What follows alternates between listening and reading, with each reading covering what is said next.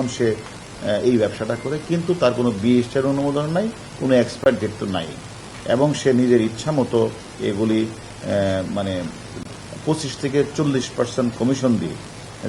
Drink Putu mango ইত্যাদি দিয়ে সে দেশের বিভিন্ন স্থানে ফেসবুকে বিজ্ঞাপন দিয়ে সেগুলি বিক্রি করত, এবং সে তার কোনো অনুমোদন তো নেই, বরং ভেজাল শিশু খাদ্যে নামে নেমে ব্র্যান্ডের মুরগের স্যাকারিন, পানি, আর্টিফিশিয়াল ফ্লেভার, মানহীন কেমিক্যাল দিয়ে 75 বছর ভেজাল কুমলীয় পানীয়গুলিকে তৈরি করে আসছে, এবং তার সাথে সহায়তা করেছে শাহনেওয়াজ এবং মোর্শেদ। তারা হলো বিক্রয় কর্মী, তারা ডিস্ট্রিবিউটার। যদিও শাহনেওয়াজ সে প্রাণ কোম্পানির ডিস্ট্রিবিউটার, কিন্তু সে যখন এইটা ডিস্ট্রিবিউশনটা করে তখন সে ওই নকল মানে আনোয়ার হোসেনের কারখানা যে শিশু খাদ্যটা, সে নকলটাকে সেখানে বিক্রি করেছে, তাকেও সেখান থেকে এটা বড় আকারে পার্সেন্টেজ দেওয়া হয়। কি বাচ্চা শিশুরা যে খাবারগুলি খায়, এগুলি আসলে আমরা পানি শূন্যতা হলে অথবা আমাদের প্রচণ্ড তাপদাহে যখন এগুলি ডায়রিয়া হয়, শরীর থেকে ইলেকট্রোলাইট বের হয়ে যায়, তার ঘাটতি পূরণের জন্য এগুলি খাওয়া হয়, কিন্তু দেখা গেলো এগুলিতে ইলেকট্রিক্যালের জন্য ঘাটতি ইমব্যালেন্স হয়ে যায়। ইমব্যালেন্স হয়ে গেলে কিন্তু তখন তার শরীরে বিভিন্ন অঙ্গবতী বিভিন্ন রোগও দেখা দেয়। তো সে কারণে আমরা মনে করি অনেক সময় ব্রেইন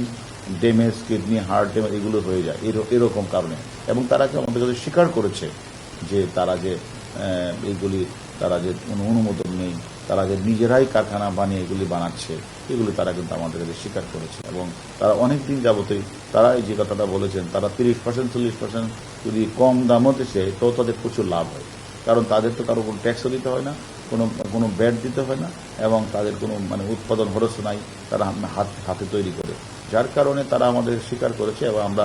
তাদের সাথে আরও যারা জড়িত তাদেরকে আমরা গ্রেপ্তার করার চেষ্টা করছি, এবং মনে করি এই সকল পণ্য যাদের কোনো এক্সপায়ার ডেট নেই এবং যাদের কোনো বিএসটিআর অনুমোদন নেই, লেখা নেই, আমি মনে করি এগুলি না খাওয়াই বলো। কারণ এ ধরনের নকল টেস্ট স্যালাইন অসুস্থ ব্যক্তি খেলে তো শরীরের ইলেকট্রোলাইটের ইমব্যালেন্স তৈরি অনেক সময় মৃত্যুবরণ করতে পারে। এবং আমরা মনে করি এই প্রচণ্ড রৌদ্রে মানুষ পানি শূন্যতা পূরণে এই স্যালাইনগুলি খাচ্ছে আসলে যেটা,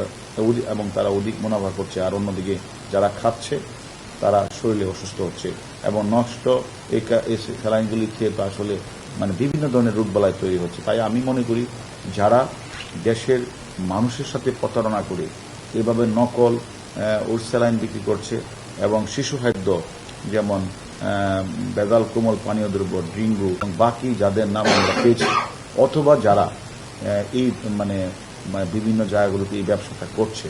তাদের সম্পর্কে তথ্য নিয়ে আমি মনে করি সবাইকে আমরা আইনের আওতায় নিয়ে আসবো।